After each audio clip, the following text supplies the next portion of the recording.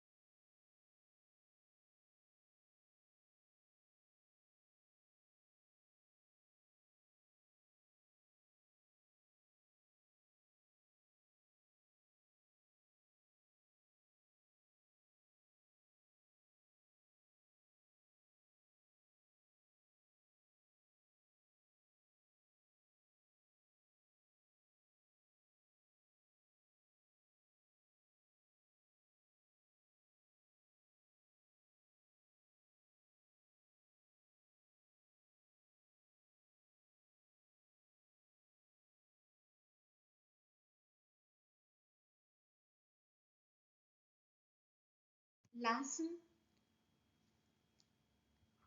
survient la nuit ou bien au petit matin. Le sujet, il va présenter une crise d'asthme généralement la nuit ou bien le matin au réveil. Avant la survenue de cette crise, des prodromes vont annoncer et le patient il sent qu'il va faire une crise. Ces symptômes généralement sont faits d'un prurite nasal, des éternuements, des rhinorrhées, donc un écoulement de liquide, de l'eau, sans couleur au niveau s'écoulant du nez. Ce sont les signes de la rhinite allergique. Cet écoulement, il est plus ou moins abondant, avec des signes de conjonctivite, une rougeur oculaire, un prurite oculaire, un larmoiement. Puis le sujet, en quelques minutes, il va faire une crise de dyspnée qui va s'installer. Elle va réveiller le malade, il dormait, il se réveille, elle lui impose de s'asseoir, il présente une polypnée avec une bradypnée surtout expiratoire, avec des sifflements thoraciques qu'il va entendre, avec une oppression thoracique et non pas une douleur, comme j'ai déjà dit, avec une toux. Donc mon patient, il est réveillé, dyspnéique, avec des sifflements thoraciques, puis il peut se réveiller, s'asseoir, il peut ouvrir les fenêtres, sortir de sa chambre. Et ces symptômes, ils vont céder soit spontanément, soit sous traitement. Ce traitement, il peut être prescrit par le médecin ou bien parce qu'il faisait ses crises et son frère, il prenait le même traitement. Son voisin, il prenait le même traitement, donc il va l'essayer et ces symptômes, ils vont céder. La fin de la crise se fait par des crachats. Le patient, il va produire des sécrétions, il va faire sortir des sécrétions qu'on appelle les sécrétions perlées de Leynek. Ces sécrétions sont blanchâtres, blanc nacré, la couleur d'une perle. C'est les sécrétions décrites pour la première fois, donc c'est des sécrétions qui sont décrites pour la première fois par Leynek qui a décrit une crise d'asthme typique. Donc, des prodromes de rhinite, de conjonctivite, patient se réveille généralement la nuit avec une polypnée, des sifflements thoraciques et ces symptômes, ils cèdent spontanément ou bien après prise de traitement. Si je fais l'examen clinique, patient il se présente en consultation aux urgences, qu'est-ce que je vais trouver? Je vais trouver des râles sébilants.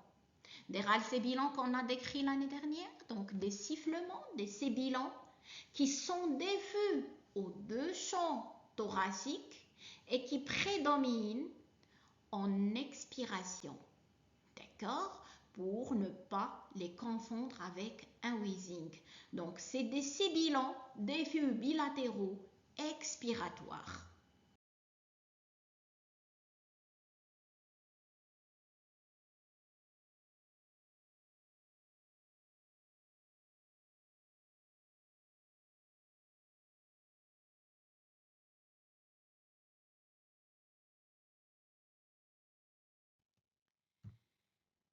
Là, c'est la crise typique de l'asthme. Mais ce n'est pas toujours le cas. On peut ne pas avoir un tableau typique et là où on va demander des signes cliniques orientateurs, voir les autres causes. Par exemple, le patient, il peut se présenter avec un tableau d'une toux.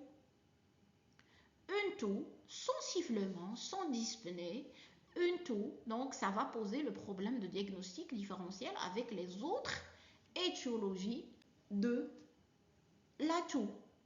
Donc, certaines caractéristiques qu'on doit rechercher pour orienter vers le diagnostic de l'asthme, pour confirmer ou pas ce diagnostic, c'est une toux chronique qui survient surtout la nuit. L'enfant, il est bien au cours de la journée, mais il se réveille la nuit en train de tousser, avec des signes de rhinite associés. Et c'est une toux qui va céder sous bêta-2-mimétique. Ces signes cliniques vont orienter vers le diagnostic de l'asthme, mais il faut le confirmer et bien sûr éliminer les autres diagnostics différentiels. L'asthme, il peut être, le sujet asthmatique, il peut être asymptomatique.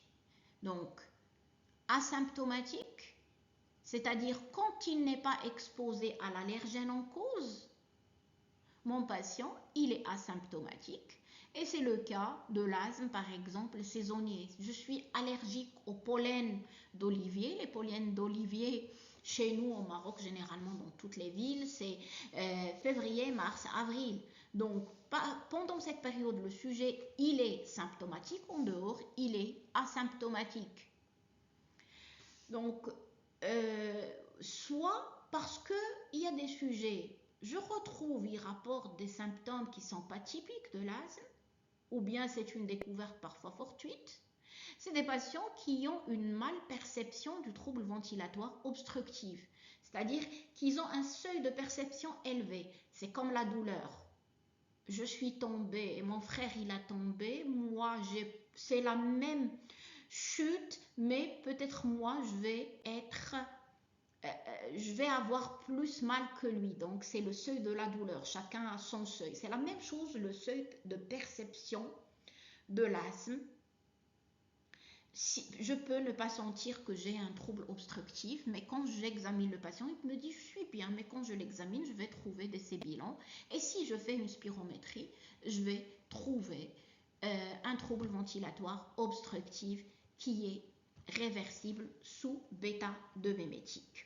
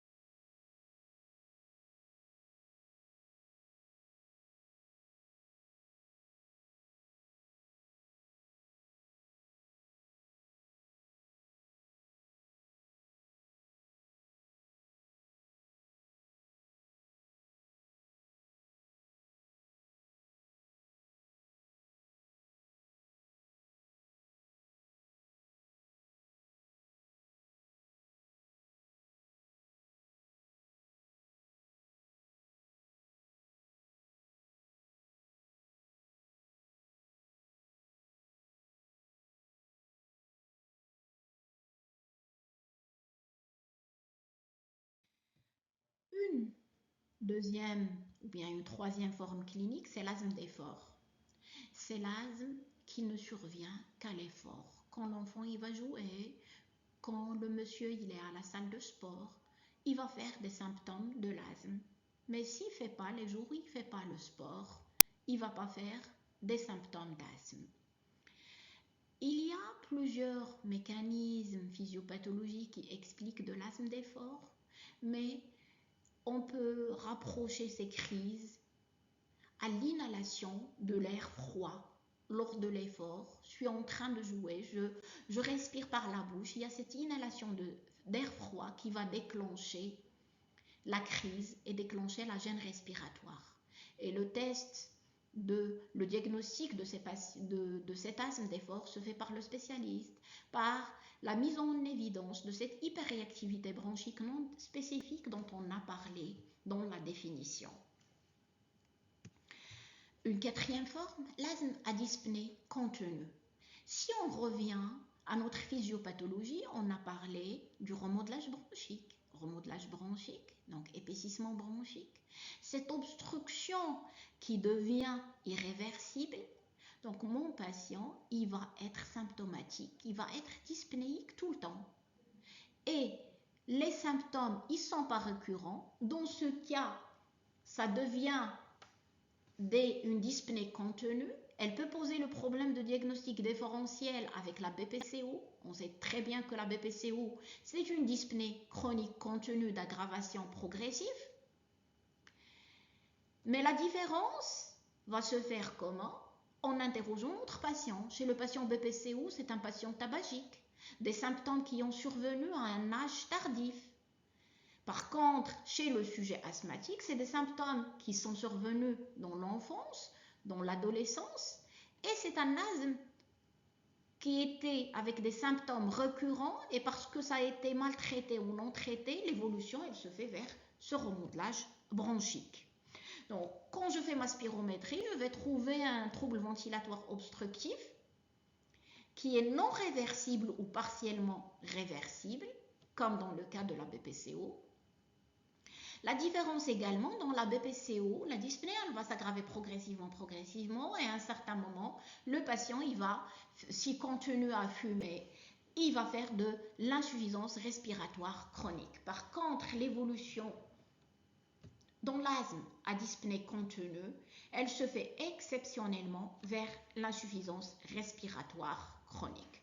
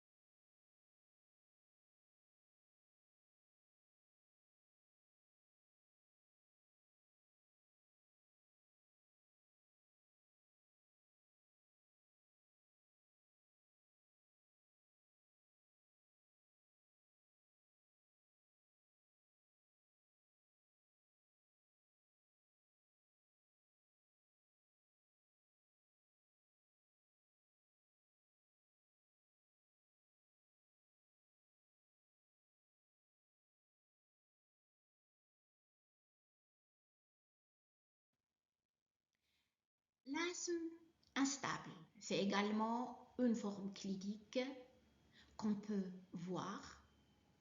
Ce sont des sujets qui vont faire des symptômes. Ils peuvent être bien le matin, non le soir, ou bien le contraire. C'est des patients qui vont faire des gènes respiratoires de façon brusque alors qu'ils sont sous traitement. On pose le diagnostic chez ces patients par la variabilité de débit expiratoire de pointe, et on va voir c'est quoi le débit expiratoire de pointe et comment le mesurer. Donc on a une variabilité du DEP entre le matin et le soir supérieure à 20%. L'asthme hypersécrétant. On a parlé de l'asthme, on a parlé de la toux. La toux dans l'asthme, c'est une toux sèche. Et au cours de la crise, qu'est-ce qu'on a? On a ces sécrétions perlées ces crachats perlés de Leyneck. C'est vraiment une petite sécrétion qui colle, qui a une couleur blanc nacré. Donc la toux, on peut dire qu'elle est sèche. Par contre, chez certains patients, il y a une hypersécrétion bronchique. Et on parle dans ce cas d'asthme hypersécrétant. Mais le problème qui se pose, c'est le diagnostic différentiel avec la dilatation des bronches. Dans la dilatation des bronches, on a vu en sémiologie, les sécrétions sont tellement abondantes qu'on va parler de bronchorrhée. Donc, le problème, il va se poser avec l'asthme hypersécrétant, mais il y a une différence. Dans la dilatation de bronches, on va se retrouver des anomalies bronchiques que vous allez voir par la suite, des images kystiques, des images aréolaires. Par contre, dans l'asthme, on va voir la radiographie thoracique, elle est normale.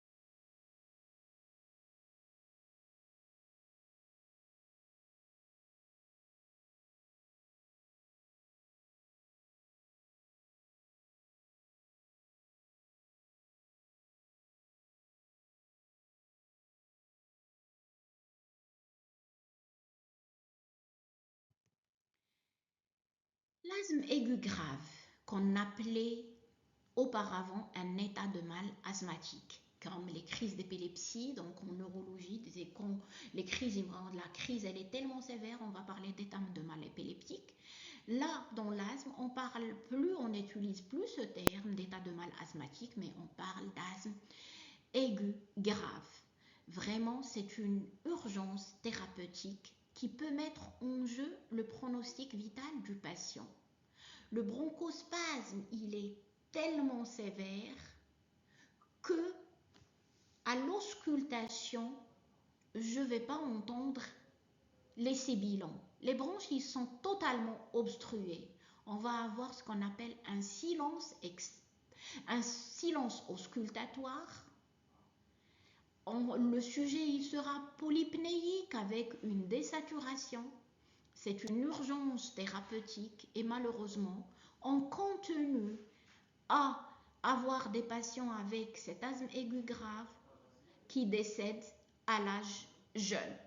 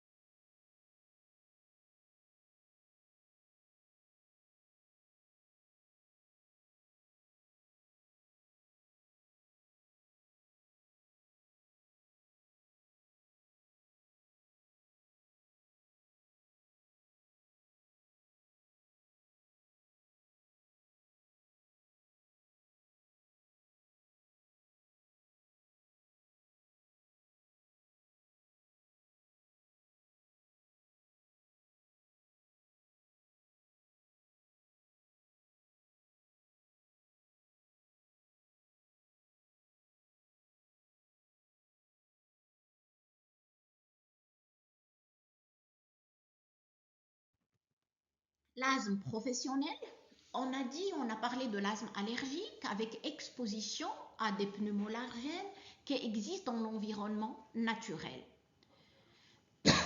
Parfois, ces pneumoallergènes, ça existe sur le lieu de travail. Et parmi les professions les plus exposées, ce sont les boulangers. Ils sont exposés à la farine, ils sont exposés au blé, ils sont exposés à d'autres produits. Et donc, on a parlé du boulanger, la profession du boulanger, et la profession du coiffeur ou coiffeuse. Il utilise des produits de teinture, d'autres produits qui peuvent entraîner des qui peuvent entraîner des réactions allergiques, qui peuvent entraîner des réactions de bronchospasme et ce qu'on appelle un asthme professionnel.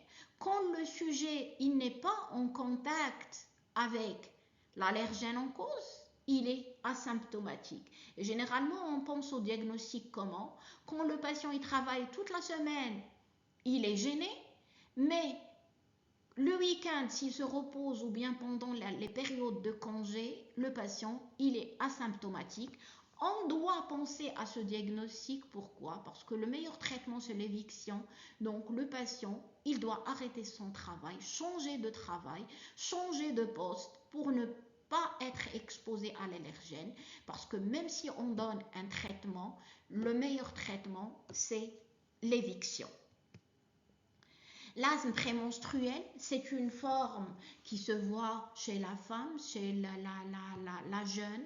Ce sont des asthmes qui s'aggravent à la période prémenstruelle parce qu'ils ont une relation avec les hormones, avec les oestrogènes, avec les progestatifs. Le reflux gastro-œsophagien. Le reflux gastro-œsophagien, la relation elle est étroite entre l'asthme et le reflux gastro-œsophagien. Parce que l'asthme, il peut aggraver le reflux gastro-œsophagien.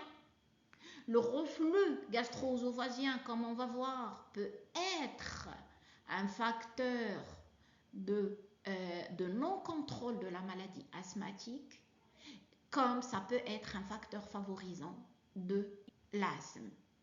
Donc, toujours dans notre interrogatoire en tant que médecin, chez les patients asthmatiques, on doit demander, rechercher ce signe de reflux gastro-œsophagien qui peut expliquer le non-contrôle, peut expliquer l'aggravation de la maladie asthmatique ou bien la survenue de l'asthme.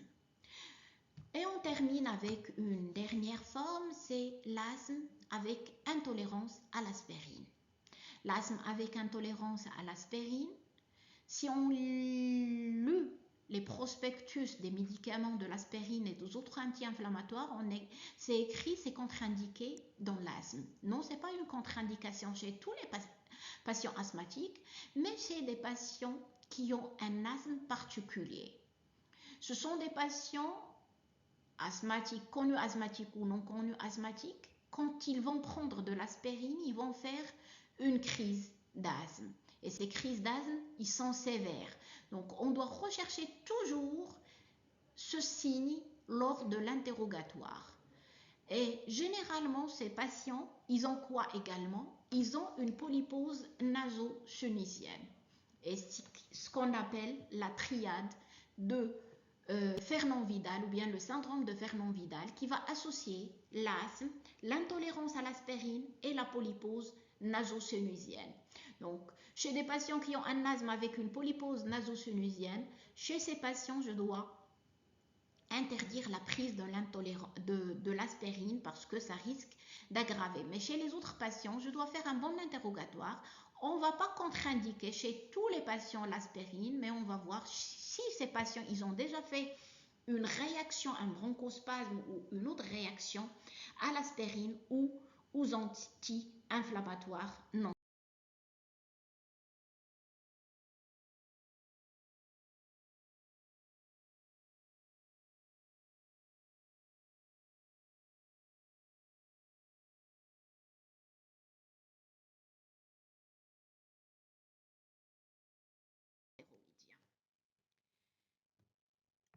L'asthme intrinsèque, on a parlé de l'asthme allergique et cet asthme allergique, on l'appelle asthme extrinsèque. Extrinsèque parce qu'il est en relation avec des allergènes de l'extérieur, donc c'est un asthme allergique ou asthme extrinsèque. On a d'autres pathologies où on a de l'asthme sans que mon patient soit allergique. C'est ce qu'on appelle des asthmes intrinsèques. On va parler du syndrome de Churg-Strauss. Le Churg-Strauss et la périartérite noueuse, que ce sont des vascularites. Des vascularites avec une augmentation du taux niveau des éosinophiles. Ces vascularites, donc, qui dit vascularite dit atteinte d'autres organes. Donc, on n'aura pas simplement comme symptôme l'asthme, mais il y aura de symptômes neurologiques à type de polynévrite, de fourmillement, on aura des douleurs digestives, donc un tableau de vascularite, donc un tableau d'asthme avec des signes extra-respiratoires et une hyperéosinophilie sanguine. Donc, d'où l'intérêt dans mon interrogatoire de ne pas chercher juste les signes respiratoires, mais également les signes extra-respiratoires. D'autant plus si c'est un asthme ayant survenu à un âge tardif, après l'âge de 50 ans. Généralement, l'asthme allergique, c'est un asthme qui survient dans l'enfance, l'adolescence, à un âge plus jeune, 20 ans, 30 ans.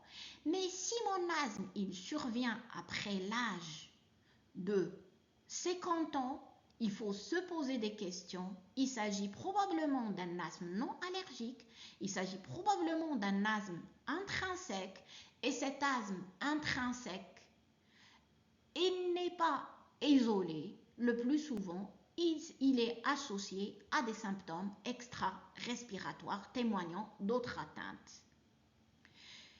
On cite également l'aspergillose bronchopulmonaire allergique. Donc, c'est une infection.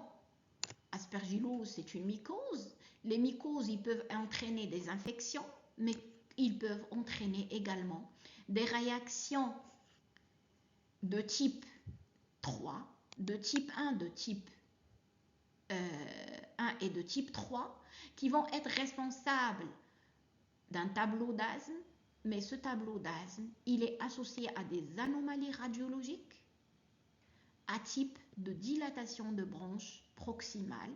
Et on ne va pas montrer dans le détail. Il y a plusieurs critères pour faire le diagnostic, les IgE totales, la TDM thoracique qui va montrer la dilatation de bronches proximale, donc les tests cutanés à lecture immédiate et retardée, les IgG qui seront positifs. On ne va pas tarder sur ça. Juste, vous devez savoir qu'il y a un asthme allergique, extrinsèque, un asthme intrinsèque, non allergique. Le plus souvent, ça survient chez le sujet âgé avec des signes extra-respiratoires.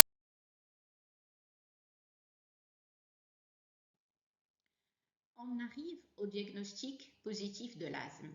Comment faire ce diagnostic? On a, si vous vous rappelez de la définition de l'asthme comme étant une maladie inflammatoire chronique, associée à une hyperréactivité bronchique, avec des épisodes d'oppression thoracique.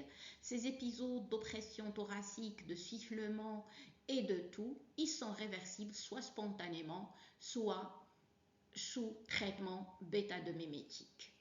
Donc, le diagnostic positif de l'asthme se base. Ainsi, le diagnostic de l'asthme va reposer sur des arguments cliniques et des arguments fonctionnels. On a un patient qui va se présenter à votre consultation aux urgences avec des symptômes respiratoires. On va se demander, est-ce qu'il s'agit bien de l'asthme? Est-ce que ce sont des symptômes caractéristiques de l'asthme? Je dois rechercher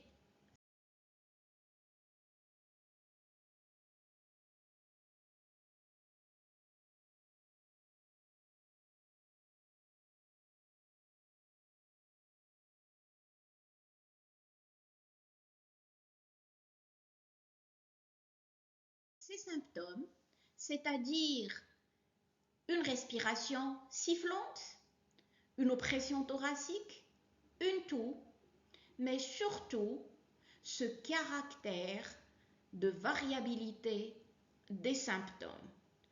On a bien dit que l'asthme, il s'agit d'épisodes récurrents dans le temps et ce sont des symptômes qui sont variables en intensité. Ça peut être une gêne sévère, une exacerbation sévère, comme ça peut être une exacerbation légère. Et ces symptômes ne surviennent pas tous les jours. Donc, ce caractère récurrent, avec une association de sifflement thoracique, une dyspnée sifflante, une respiration sifflante, associée à une oppression thoracique et non pas à des douleurs thoraciques. Ces symptômes qui surviennent surtout la nuit, ou bien ils s'aggravent la nuit et au réveil au petit matin. Ces symptômes, ils sont déclenchés par des stimulus non spécifiques, et on a parlé de l'hyperréactivité bronchique non spécifique. Ils sont souvent déclenchés par l'activité physique, par le rire, un stress, des pleurs, ou bien à des signes d'hyperréactivité, à des stimulus spécifiques comme des allergènes, un contact avec des poils de chat si on est allergique au chat. Bien souvent, les infections virales, ils vont déclencher ou bien ils exacerbent de l'asthme. Donc, devant ces symptômes, je vais penser au diagnostic de l'asthme. Bien sûr, je dois rechercher les autres éléments, les autres symptômes, parce qu'il y a des éléments négatifs qui vont nous dire c'est pas de l'asthme, ou bien c'est un autre tableau associé à l'asthme. L'asthme, je n'ai pas d'hémoptysie. Dans l'asthme, je n'ai pas des douleurs thoraciques, j'ai une oppression thoracique. Dans l'asthme, généralement, la toux sèche, si il y a une hypersécrétion bronchique, donc, et c'est une hypersécrétion bien sûr muqueuse, parce que si c'est purulent, ce n'est pas l'asthme, c'est une infection par exemple. Donc, devant ces symptômes respiratoires typiques, je vais penser au diagnostic de l'asthme.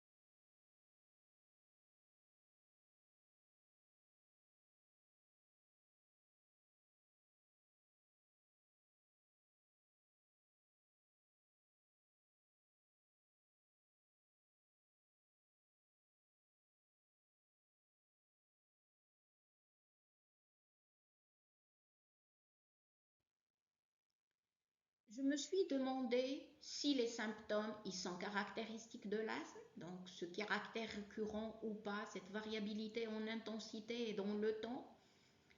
Si les symptômes ils sont non évocateurs et j'ai des symptômes qui n'orientent pas vers l'asthme, je vais obtenir plus de détails sur les antécédents et pour poursuivre les tests à la recherche d'autres diagnostics par des examens complémentaires spécifiques en fonction de la pathologie que j'ai suspectée.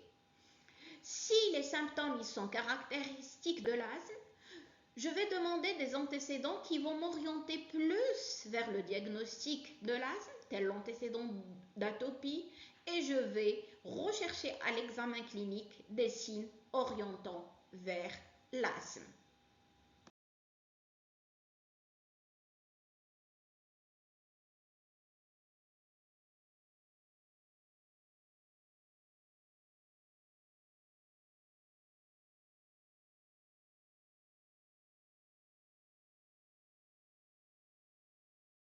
Donc, quels sont les antécédents que je vais rechercher? Je vais rechercher cette notion d'atopie personnelle et d'atopie familiale. Donc, un patient qui présente des signes de rhinite, des signes de conjonctivite, il avait fait dans l'enfance une dermatite atopique, il fait une allergie alimentaire, il a plus de risques de développer de l'asthme. Donc, ça va conforter mon diagnostic de l'asthme si la symptomatologie clinique, elle est évocatrice. Je dois rechercher, est-ce que les parents, ils sont atopiques, la maman, les frères, le père, les frères et sœurs. Et on sait très bien qu'il y a une prédisposition génétique à l'asthme. Elle est tellement augmentée quand le patient, il a un papa et une maman qui sont asthmatiques. Je dois vérifier l'environnement du patient, l'environnement domestique. Est-ce qu'il y a présence d'animaux domestiques? Est-ce qu'il y a des moisissures sur les murs? Est-ce qu'il y a des tapis, des moquettes à la maison? Est-ce qu'il y a des plantes à l'intérieur de la maison ou autour de la maison qui peuvent constituer un facteur de risque de l'asthme? Et je ne vais pas vérifier juste l'environnement domestique, mais également l'environnement professionnel. On a vu qu'il y a certaines professions qui sont plus exposées à faire de l'asthme. Donc, je dois voir cette notion d'aggravation au cours de la journée lors du travail, amélioration les jours, les week-ends et les jours de congé. Je dois vérifier la notion, est-ce que mon patient est tabagique ou pas? On a vu que le tabagisme actif et passif, c'est un facteur de risque de l'asthme, mais également c'est un facteur aggravant et ne permettant pas le contrôle de l'asthme. Et également, ça permet de dire, est-ce qu'il s'agit vraiment d'un asthme ou bien c'est un sujet tabagique et c'est de la BPCO. L'âge de début des symptômes, plus l'âge de début de symptômes est précoce, plus que le diagnostic de l'asthme est plus probable. Si j'ai un asthme qui survient à l'âge de 50 ans, plus de 50 ans, je ne vais pas penser au diagnostic de l'asthme. En premier, je vais penser à d'autres diagnostics.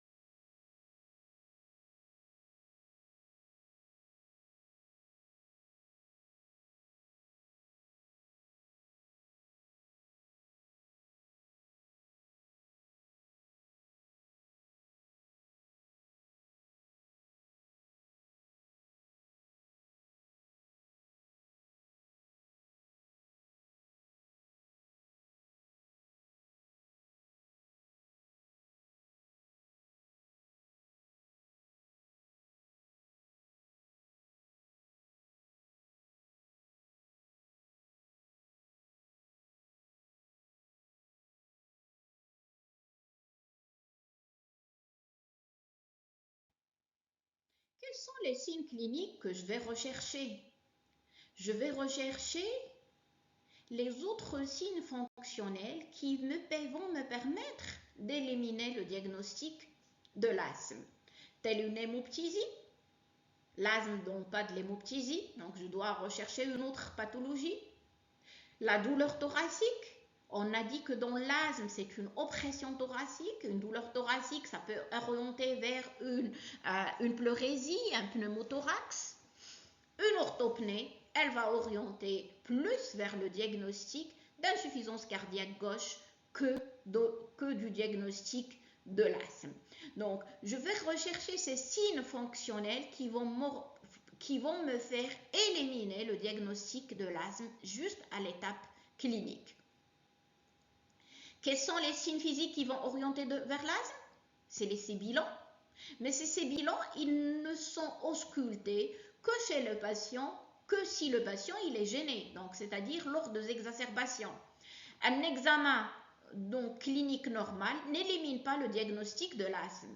Mais je dois faire très attention à ces bilans. Ce sont ces bilans qui sont auscultés plus au temps expiratoire. Ils sont auscultés au niveau de deux émissions thoraciques de façon symétrique. Parce que si c'est plutôt inspiratoire, si c'est audible à distance, c'est plutôt un wheezing et pas des bilans en rapport avec de l'asthme. D'autres éléments vont me faire éliminer ce diagnostic de l'asthme si je trouve un syndrome d'épanchement liquidien ou aérien, un syndrome de condensation. Il ne s'agit pas de l'asthme. Un de ces signes ou bien de ces syndromes va m'orienter vers un autre diagnostic.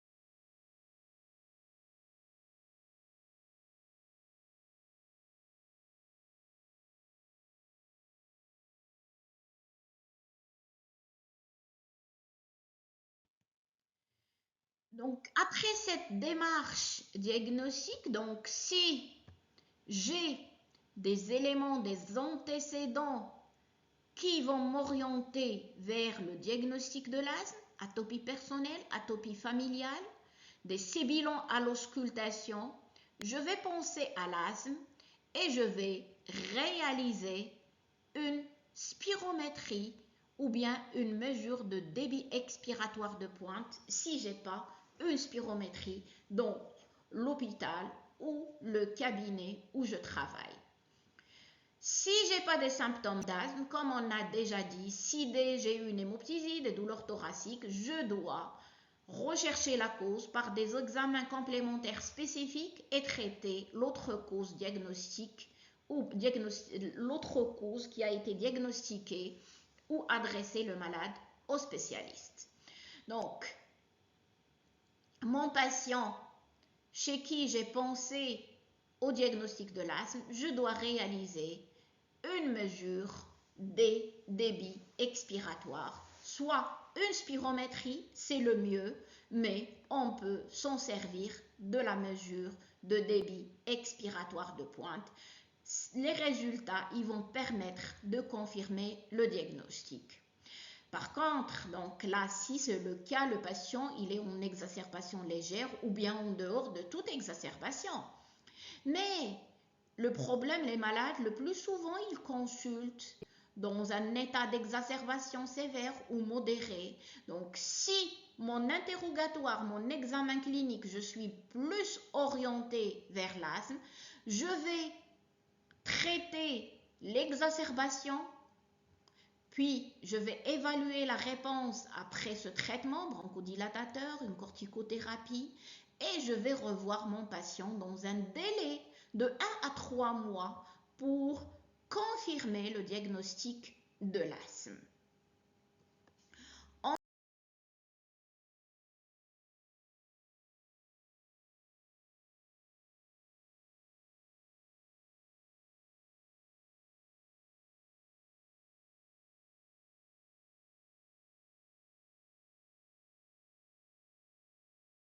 Fait cette spirométrie, donc dans l'asthme, on a dit qu'il y a une réduction variable de débit expiratoire. Comment je vais la mettre en évidence? C'est par la mise en évidence à la spirométrie d'un trouble ventilatoire obstructif, c'est-à-dire un VEMS sur une capacité vitale forcée qui est inférieure à la normale, inférieure à 0,7, au moins une fois pendant la démarche diagnostique. C'est pourquoi un malade, et on va revoir ça, un malade chez qui le diagnostic d'asthme est posé par un autre confrère, je dois toujours vérifier si la spirométrie elle a été faite et si j'ai sur une spirométrie une diminution de rapport de Tifno orientant vers une réduction des débits expiratoires.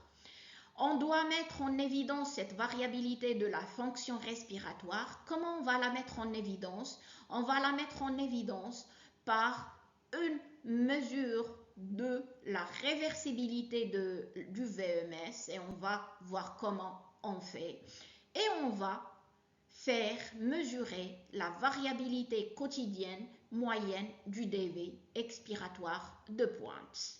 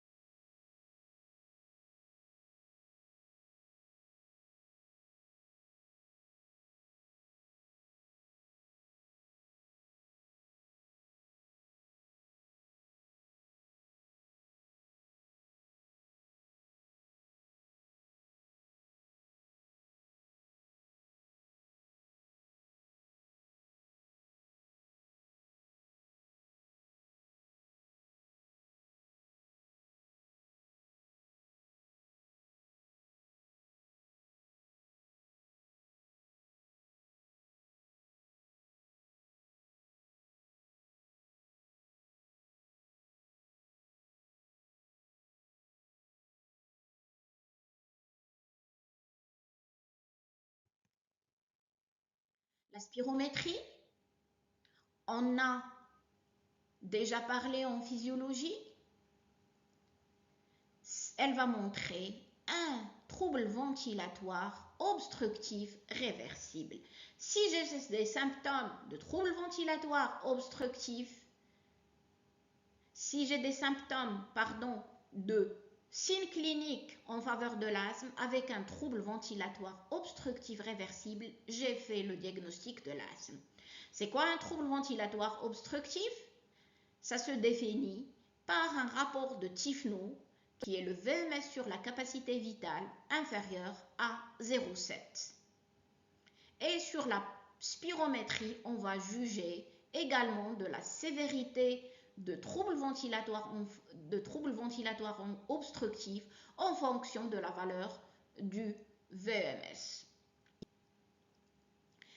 Qu'est-ce qu'on va faire? On a objectivé ce trouble ventilatoire obstructif à la spirométrie.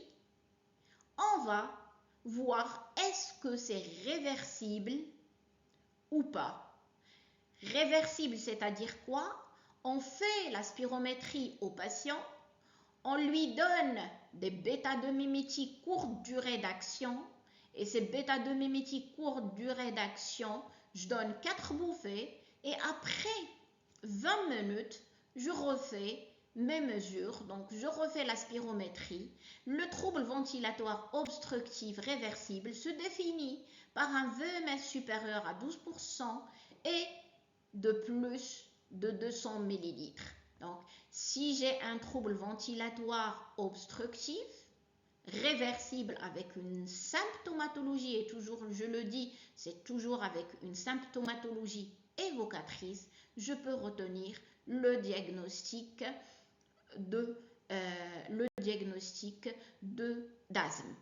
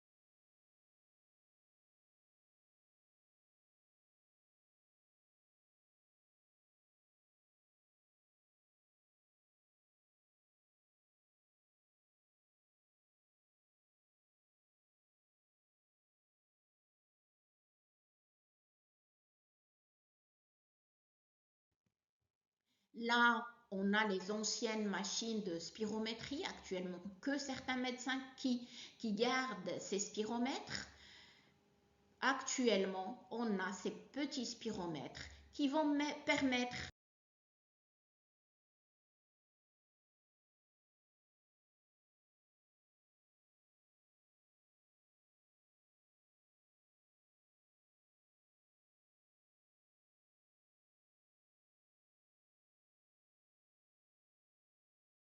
de mettre en évidence le trouble ventilatoire obstructif qui est réversible, et vous voyez une courbe débit-volume où on note là en pré-bêta 2, après inhalation de bêta-2 mimétique, on note qu'il y a une augmentation du VMS, donc le FEV c'est le VMS, c'est en anglais, 2,71 avant bêta-2 mimétique.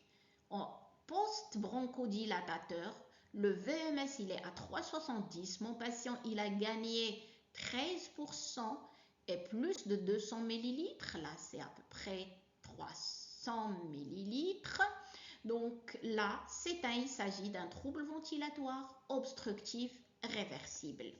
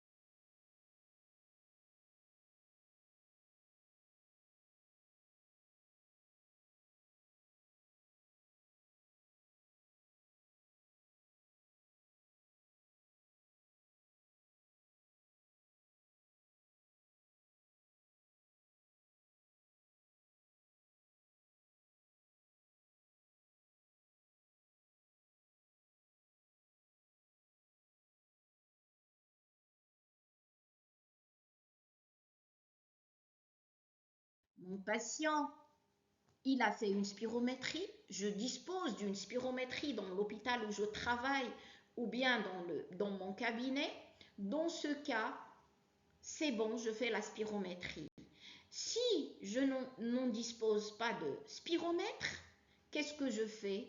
Je peux faire le diagnostic à l'aide de débit expiratoire de pointe, ce petit appareil dans lequel mon patient il va souffler de façon rapide et intense.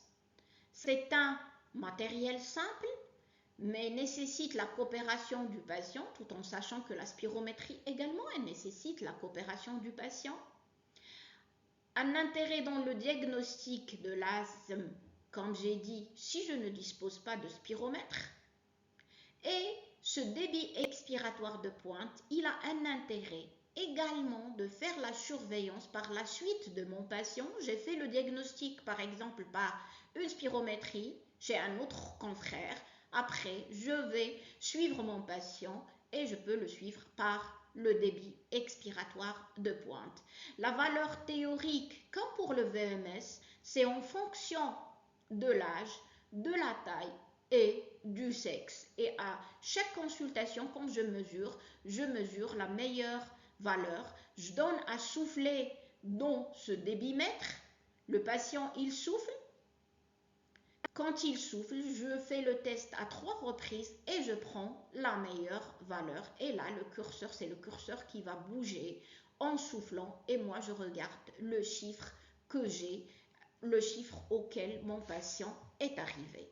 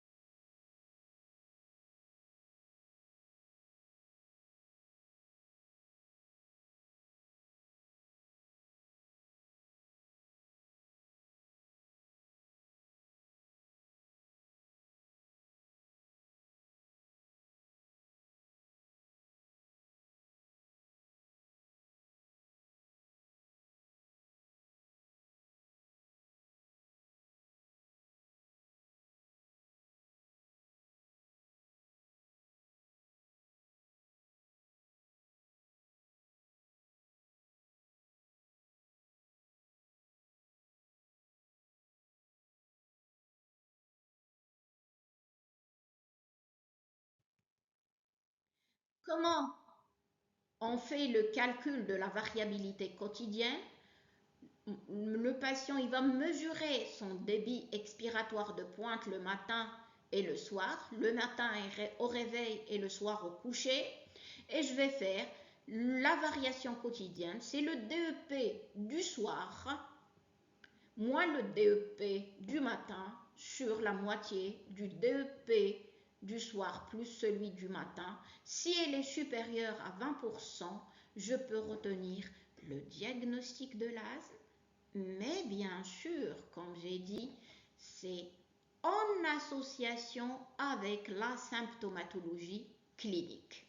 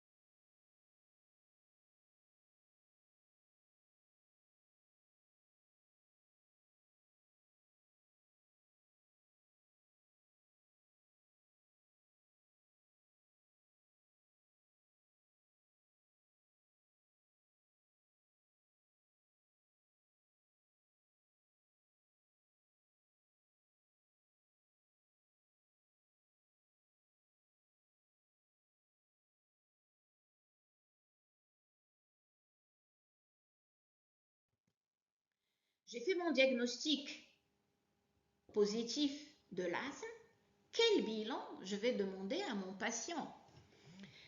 Vous voyez, la radiographie thoracique, c'est pas un examen qui est nécessaire pour le diagnostic positif. La radiographie thoracique, elle fait partie du bilan initial. Cette radiographie thoracique, dont l'asthme, elle est normale. À la rigueur, je peux trouver des signes de distension thoracique que vous allez voir de façon plus détaillée dans le diagnostic de la BPCO, avec une horizontalisation des côtes, un aplatissement des coupoles, un élargissement des espaces intercostaux.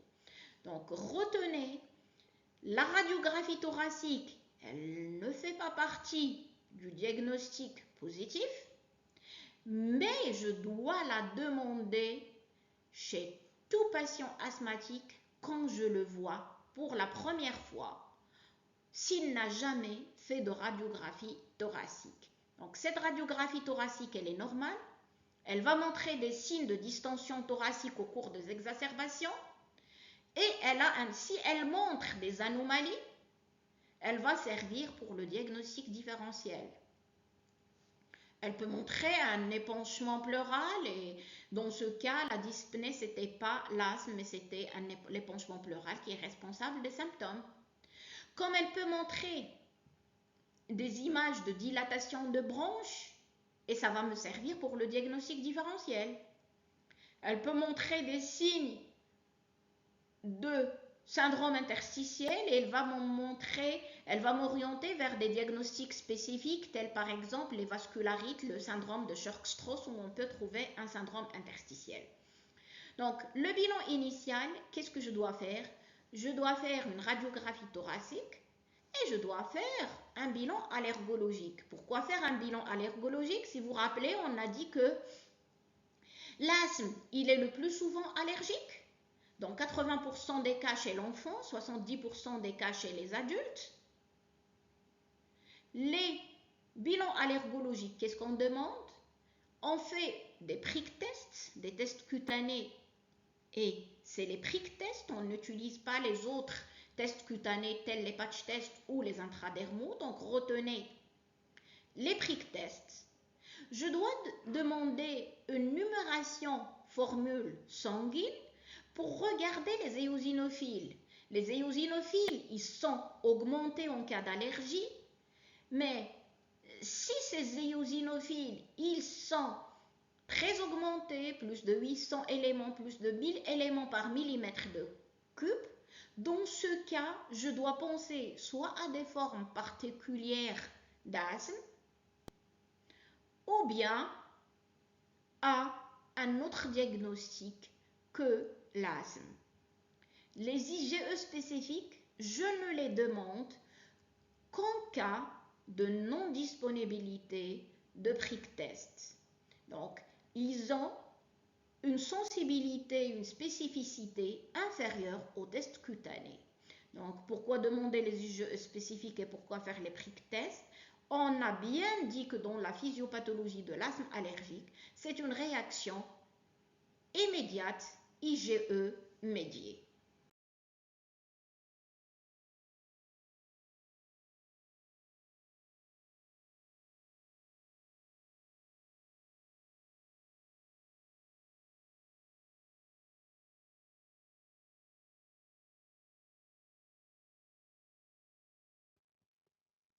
Les prick tests, en tant que médecin généraliste, vous devez les connaître. C'est quoi? C'est des tests pour explorer l'hypersensibilité immédiate. Donc, pour explorer cette hypersensibilité immédiate, je vais faire des prick tests. Je vais en avoir besoin, on va parler donc de l'histamine d'un témoin positif et d'un témoin négatif. Le témoin positif, l'histamine ou la codéine, qu'est-ce qui va, quand je vais pricker l'histamine, elle va entraîner une réaction de vasodilatation et on va voir sur la diapo après la réaction produite. J'ai besoin d'un témoin positif, d'un témoin négatif qui n'est que le sérum salé ou bien le diluant de l'allergène. J'ai besoin d'extraits allergéniques. Et ces extraits allergéniques, c'est quoi? C'est des extraits commerciaux à partir d'allergènes, à partir des poils de chat, à partir de graminées, à partir d'acariens, à partir de moisissures, les pneumallergènes les plus responsables d'allergies respiratoires et en l'occurrence de l'asthme.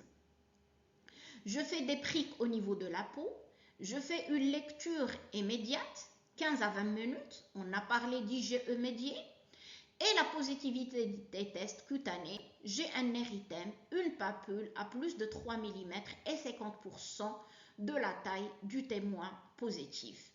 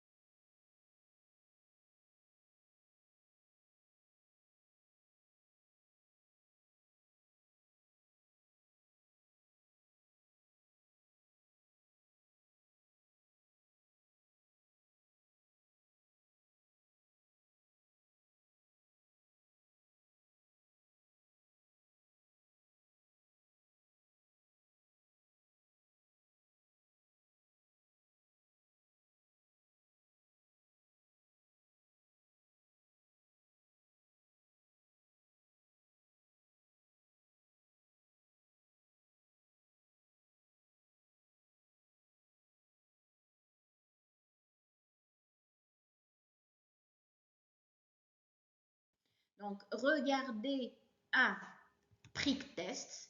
Donc, il y a une batterie avec des extraits allergéniques, des petits flacons qui contiennent les allergènes. Je mets une goutte sur la peau et je vais surélever juste l'épiderme par une petite aiguille et j'attends 15 à 20 minutes. Si le test il est positif, qu'est-ce qui va se passer? Je vais avoir une réaction à type de papule, d'érythème et un prurite. Donc, c'est la triade de Lewis, donc de la réaction inflammatoire. Si la réaction elle est jugée positive, je la compare au témoin positif. Si elle est supérieure à 50% et supérieure à 3 mm, je vais dire j'ai une réaction positive. Et dans ce cas, c'est quoi? Mon patient il est sensible à l'allergène testé. Je ne dis pas allergique, mais je dis que ce sont des tests positifs. Il y a une sensibilité parce que toujours, il faut rapprocher les prick tests à la symptomatologie clinique.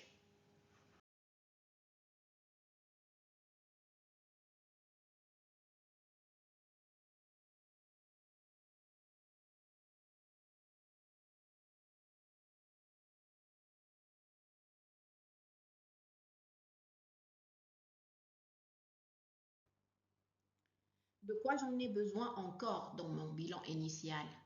On en a parlé de la radiographie thoracique, de bilan allergologique, particulièrement des prick tests. Qu'est-ce que je dois faire encore dans le bilan initial? Faire une spirométrie. Cette spirométrie, elle permet, on a vu le diagnostic positif, elle est obligatoire sauf si je ne dispose pas, mais elle permet d'évaluer la sévérité du trouble ventilatoire obstructif. Ce trouble ventilatoire obstructif, comme vous avez vu l'année dernière en physiologie, on le met en évidence en regardant les valeurs du VMS. Donc un VMS supérieur à 80%, le trouble obstructif, il est léger, entre 60 et 80%, c'est modéré, et inférieur à 60%, c'est sévère. Donc la spirométrie dans mon bilan initial, elle me permet d'évaluer la sévérité de la maladie asthmatique, la sévérité du trouble ventilatoire obstructif. Pourquoi je fais la spirométrie, je la refais? C'est pour évaluer la réponse au traitement. Je mets mon malade sous traitement. Je refais la spirométrie après 3 mois pour voir est-ce que mon malade il s'améliore ou pas en fonction de l'amélioration également de ses chiffres de VMS. Dans mon bilan initial, je fais systématiquement un débit expiratoire de pointe et je vais voir la valeur de mon patient, et à chaque consultation, je remesure ce débit de pointe, je remesure pour voir est-ce que mon patient il améliore son DEP ou pas, pour voir est-ce qu'il s'aggrave ou pas.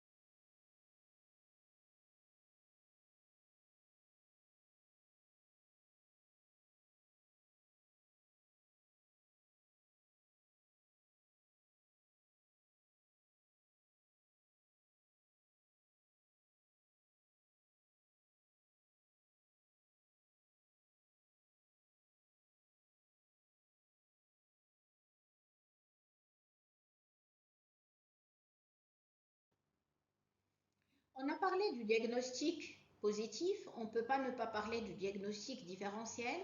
Et j'ai déjà dit que tout ce qui siffle n'est pas un asthme. Des sibilants à l'auscultation ou bien des sifflements rapportés par le patient, ça ne veut pas dire que mon patient il est asthmatique. D'où l'intérêt d'un bon interrogatoire, d'un bon examen clinique pour éliminer les diagnostics différentiels. Le principal pour éliminer d'autres diagnostics. Le principal diagnostic différentiel chez l'adulte, c'est la BPCO, la bronchopneumopathie chronique obstructive, ayant comme principal facteur de risque le tabagisme, que ce soit actif ou passif. Bien sûr, vous allez voir ça dans le cours de la BPCO avec professeur Biez, quels sont les autres facteurs de risque.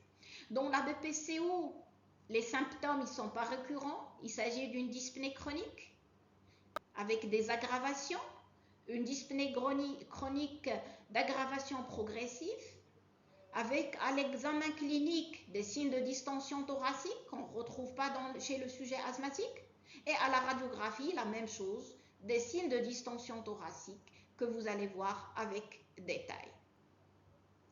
Deuxième diagnostic différentiel, c'est l'insuffisance cardiaque gauche. Dans l'insuffisance cardiaque gauche, mon patient il est orthopnéique, il a des râles crépitants à l'auscultation, en plus de ses bilans. Un bon examen cardiovasculaire permet d'orienter vers l'OAP et pas vers un asthme cardiaque. Les tumeurs trachéales, malheureusement plusieurs patients, mais on voit des patients qui sont traités à tort pour asthme alors qu'ils ont des tumeurs trachéales ou bronchiques proximales bénignes, le plus souvent, mais parfois malignes. Et les médecins ils vont confondre entre wheezing et sibilant et vont traiter le malade à tort comme asthme.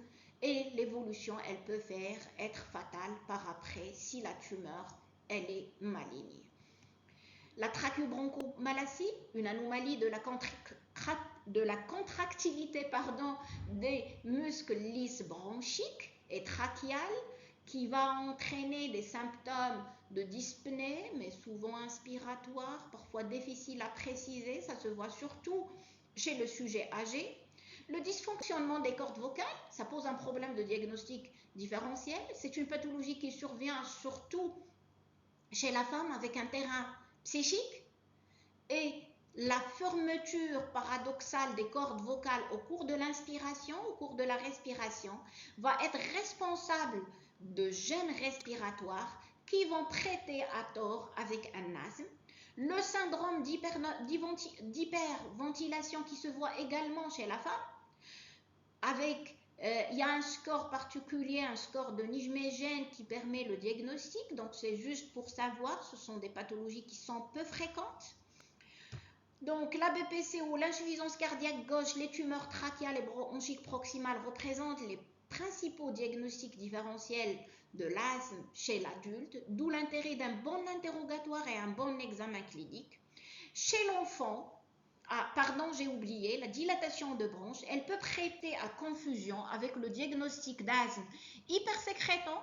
On a vu que dans sa forme clinique hypersécrétante, l'asthme, on a des sécrétions bronchiques et on a des sibilants. Dans la dilatation de bronche, on a également une hypersécrétion bronchique et parfois on peut avoir des sibilants, des ronflants. Mais dans l'asthme, on n'a pas d'anomalie radiologique, mais dans la DDB, on a une richesse des anomalies radiologiques, des images kystiques, des images en rail, des images aréolaires que vous allez voir dans le cours sur la DDB. Chez l'enfant, le principal diagnostic différentiel avec de l'asthme, c'est le corps étranger. D'où l'intérêt de faire un bon interrogatoire et rechercher est-ce qu'on n'a pas des signes de syndrome de pénétration qui vont orienter vers le diagnostic de corps étranger.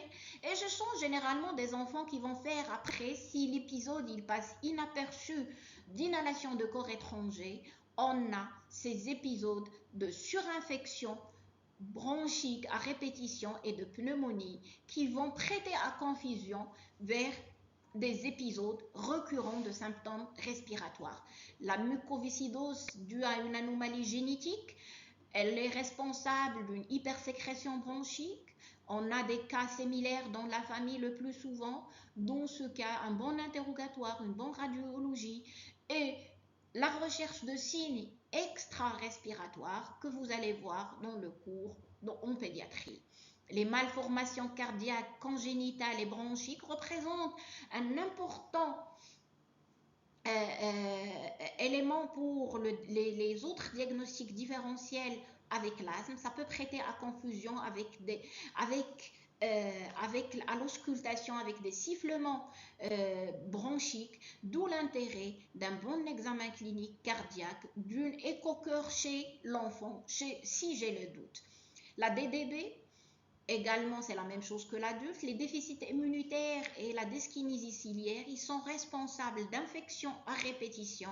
Et ces infections à répétition, ils vont prêter à confusion avec des épisodes récurrents. Mais si je fais un bon interrogatoire, il y a de la fièvre, il y a des sécrétions purulentes, donc d'autres arguments qui vont me dire qu'il ne s'agit pas de l'asthme, il s'agit plutôt d'une autre pathologie.